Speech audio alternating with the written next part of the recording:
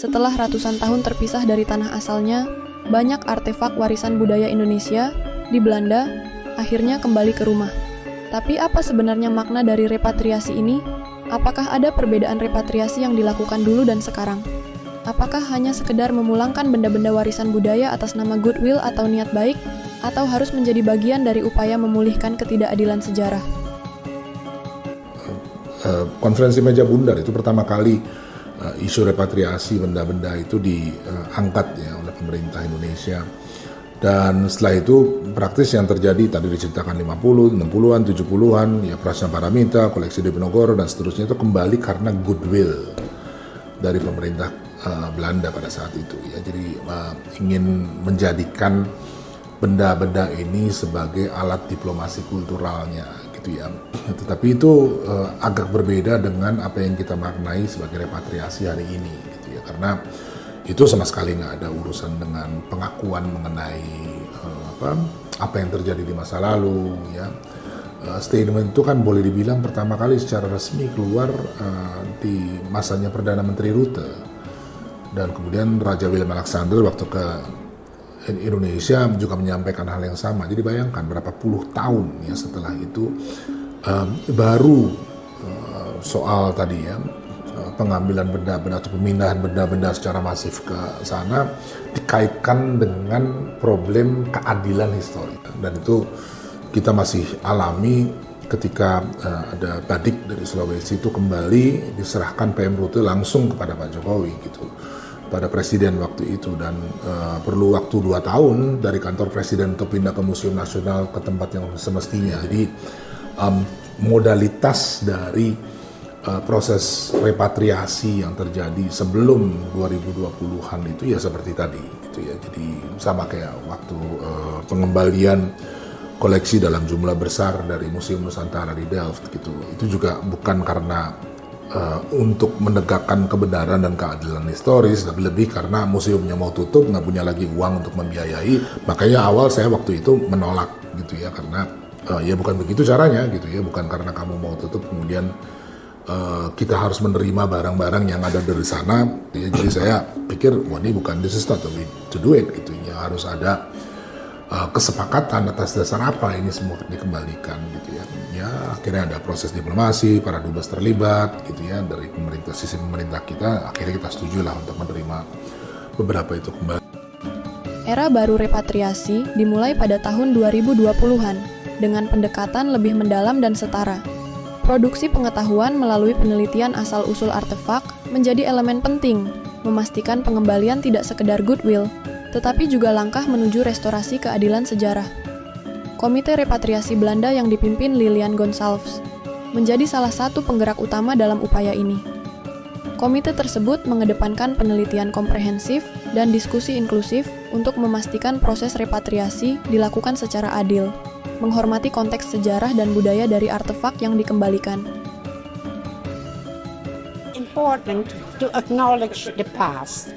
It's important to recognize that in colonial times, people were subordinated, and there was a lot of suffering. But that is not enough.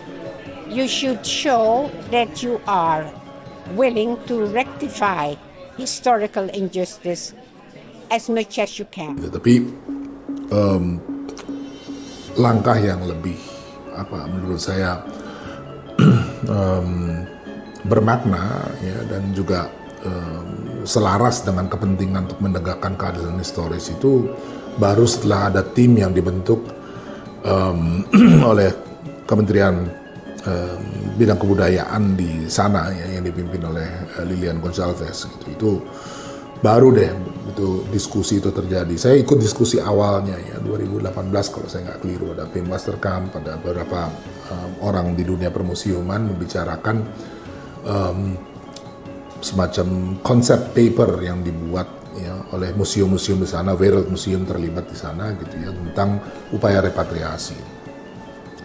Dan waktu itu ya debatnya lumayan seru gitu, karena mereka bilang ya kembalikan benda-bendanya ya, jadi mau sekali lagi mendikte termnya, bahkan setelah barangnya kembali pun kita harus mengikuti termnya dia gitu. Saya bilang no, It's not going to happen gitu. Kalau mau, ayo kita diskusi as equals, ya. Jadi kita sama-sama sekarang ingin menjalankan satu proses bersama-sama.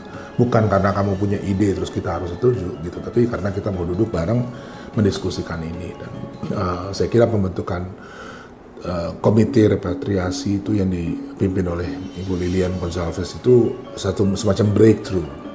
Ya, karena kita diskusi ketika mereka menyiapkan laporan itu, waktu itu masih COVID, jadi kita melalui Zoom, dan ya saya bilang terus terang gitu ya kalau seandainya modalitasnya itu kita ini sebagai receiving end gitu, yang pasif aja, ya mohon maaf gitu ya, we have got many other things to do gitu. Tapi kalau mau duduk sebagai equals dan kita ikut menentukan apa yang akan dikembalikan, mengapa dia dikembalikan, jadi seluruh pemahaman itu harus utuh gitu, baru buat saya proses ini akan bermakna gitu. Repatriasi bukan hanya soal berapa banyak artefak yang dikembalikan, melainkan tentang konteks dan tujuan di balik pengembalian tersebut. Ini bukan langkah simbolis semata, tapi harus menjadi bagian dari upaya yang lebih mendalam untuk menegakkan ketidakadilan sejarah dan langkah awal rekonsiliasi budaya. Jadi saya bilang selalu gitu, persoalan buat saya bukan berapa banyak benda yang kembali, tapi produksi pengetahuan yang terjadi di dalam proses itu mungkin jauh lebih penting gitu ya. Dan itu akhirnya sepakat ya bahwa ada elemen produksi pengetahuan, dari situ kemudian proses dimulai gitu ya, ada upaya untuk melihat lagi, membuat provenance research gitu ya. Saya juga minta teman-teman dari Indonesia bisa dilibatkan gitu ya, untuk mereka ikut melihat gitu ya, apa sih yang paling urgent, apa low hanging fruits, dan seterusnya. Momentum ini menandai babak baru dalam rekonsiliasi sejarah. Ini adalah upaya menyatukan kepingan masa lalu, meluruskan ketidakadilan sejarah, memperkaya pemahaman kita tentang perjalanan bangsa, serta memperkuat hubungan antara Indonesia dan Belanda di masa kini. Artefak-artefak ini membawa cerita yang perlu disampaikan melalui narasi yang kuat dan kajian mendalam, agar generasi muda dan masyarakat dunia memahami warisan ini sebagai pengingat perjalanan sejarah kita, sekaligus harapan untuk masa depan yang lebih adil.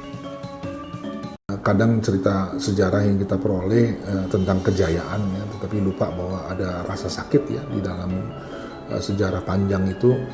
Dan ya tugas kita mungkin sekarang mengolah semua yang kita alami ya sebagai bangsa, susah senangnya ya. Kalau Bung Karno bilang amanat penderitaan rakyatnya ya, dan semua itu disublimasi ya, sehingga menjadi satu energi ya, buat kita menghadapi tantangan sekarang ini ya. Dan itu mungkin tugas yang penting ya, terkait produksi pengetahuan dan segala macam itu, dan kemampuan untuk mengolah semua itu menjadi satu energi yang baru gitu. Itu mungkin harapan ya untuk teman-teman muda.